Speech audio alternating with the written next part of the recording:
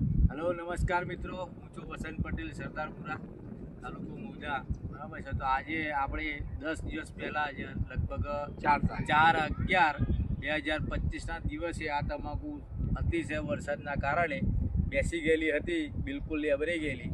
તો આપણે યશગ્રીન છંટકાવ અને સોઇલરના ટૂંકા આપ્યા હતા. બરાબર છે. આ 2 વીઘામાં તો આપણે એનું રિઝલ્ટ આજે જોઈશું. તો આપણે આપણા ખેડૂત છે પટેલ મુકેશભાઈ મણિભાઈ, ગામ ભીણાવ. તો એમના ખેતરમાં અત્યારે આપણે ઊભા છીએ.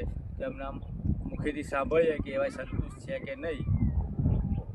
તારા રિઝલ્ટ તો જોરદાર છે હો.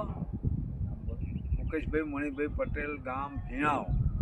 બરાબર છે. તો આ છંટકાવ કરવાથી રિઝલ્ટ જોરદાર આવ્યું છે. બરાબર છે. તો તમે આનાથી સંતુષ્ટ છો? 100% સાચું.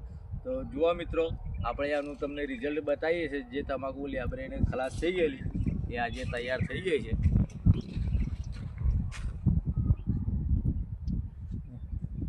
પછી ઓમચા